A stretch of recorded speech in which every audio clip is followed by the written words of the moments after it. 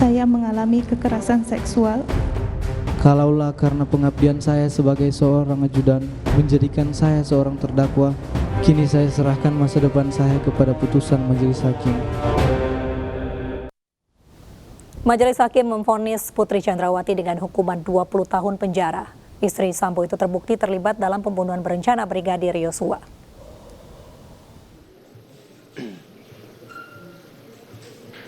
Menyatakan mengadili, menyatakan terdakwa Putri Chandrawati terbukti secara sah dan meyakinkan bersalah melakukan tindak pidana turut serta melakukan pembunuhan berencana.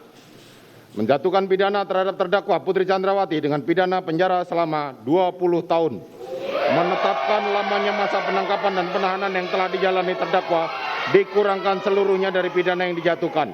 Menetapkan terdakwa tetap berada dalam tahanan, menyatakan barang bukti dikembalikan pada jaksa untuk dipergunakan dalam perkara lain. Menetapkan terdakwa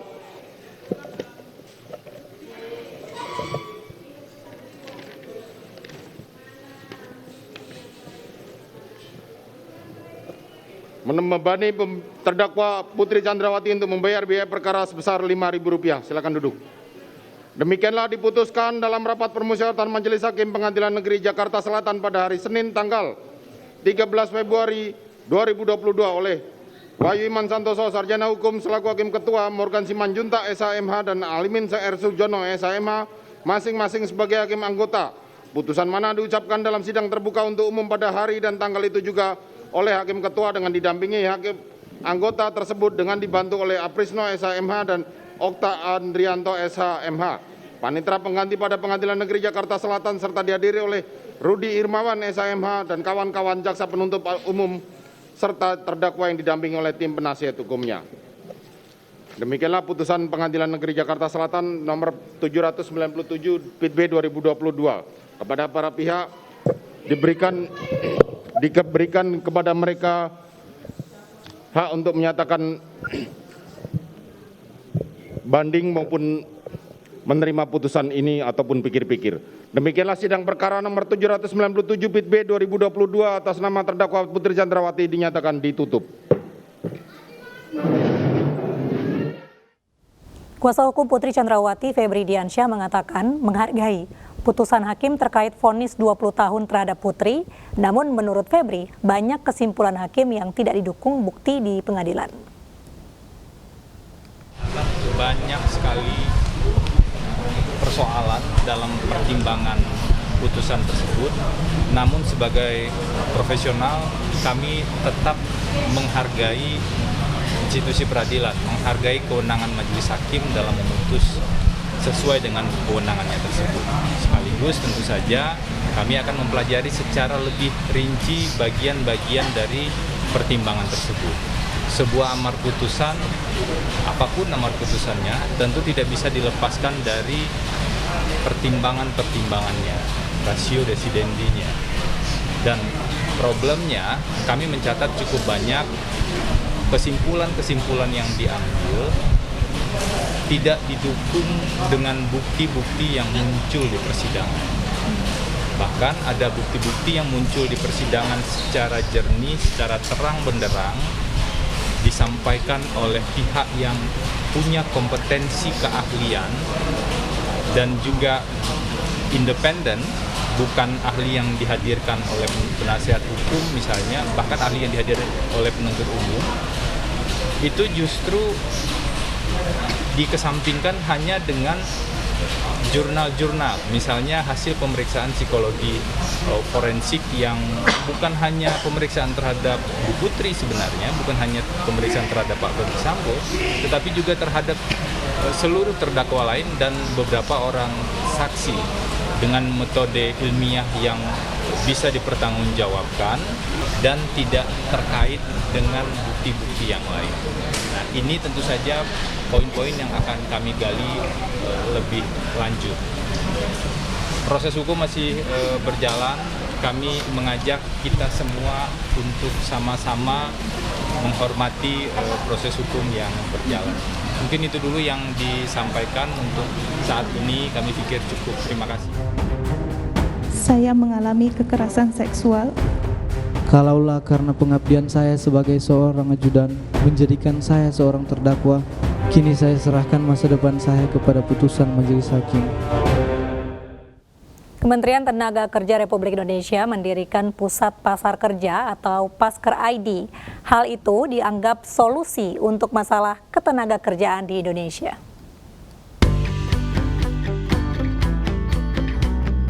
Kesenjangan antara pencari kerja dengan jumlah penyedia lowongan kerja menjadi salah satu perhatian khusus Kementerian Ketenagakerjaan atau Kemnaker RI. Oleh karena itu, Kemnaker mendirikan Pusat Pasar Kerja atau Pasker ID untuk menjadi solusi masalah ketenagakerjaan di Indonesia. Ada sejumlah layanan yang diberikan dalam Pasker ID, yakni pelatihan, sertifikasi, penempatan kerja, dan penyediaan informasi pasar kerja. Adapun layanan Karir Hub di dalamnya dikhususkan untuk mempertemukan pencari kerja dengan penyedia lowongan kerja secara gratis yang terverifikasi dan datanya dapat dipertanggungjawabkan.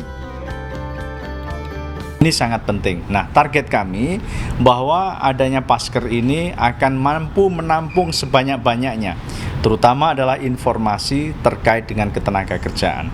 Harapan kita bisa mengejar yang namanya pasar kerja yang sudah ada di negara-negara lain, seperti misalnya adalah Hello Work yang ada di Jepang ya.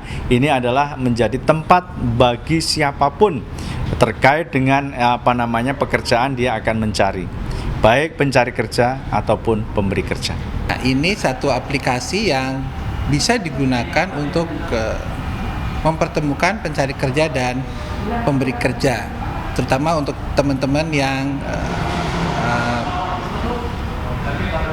sedang membutuhkan pekerjaan ya, dan juga perusahaan bisa mencari talent-talent terbaiknya di Karir Hub. Sejak berdiri pada tahun 2021, Pasker ID telah mempertemukan 500 lebih pengguna layanan dan 800.000 lebih lamaran kerja dengan 10.000 perusahaan penyedia lowongan kerja. Oleh karena itu, Kemnaker akan meningkatkan jaringan perusahaan penerima tenaga kerja baik di dalam maupun di luar negeri. Dari Jakarta, Galuh Pandu, Rama Romadona, iNews melaporkan. Kita beralih ke informasi di mana Polres Metro Jakarta Selatan masih terus memeriksa pengemudi mobil berjenis SUV berinisial GR yang merusak mobil pengendara lain di Senopati, Kebayoran Baru, Jakarta. Saat ini status penanganan kasus telah naik ke tingkat penyidikan lantaran ditemukan unsur pidana pengerusakan.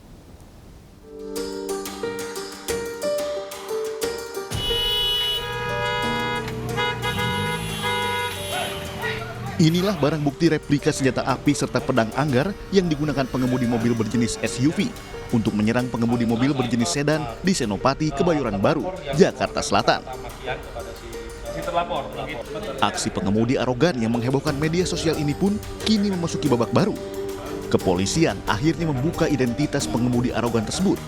Pengemudi tersebut berinisial GR. Saat ini, GR masih dalam pemeriksaan penyidik Satreskrim Polres Metro Jakarta Selatan. Status penanganan kasus tersebut pun telah ditingkatkan dari tahap penyelidikan ke tahap penyidikan. Kami melakukan gelar perkara karena kami menemukan adanya dugaan tindak pidana sebagaimana yang dilaporkan oleh pelapor tentang dugaan tindak pidana pengerusakan, maka sejak tadi malam langsung kami tingkatkan tahapan prosesnya adalah tahapan penyidikan.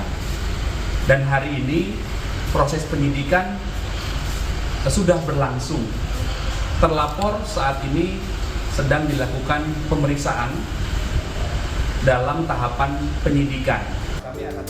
Kapolres Jakarta Selatan juga mengatakan akan melakukan penyidikan secara proporsional dan sesuai SOP yang berlaku.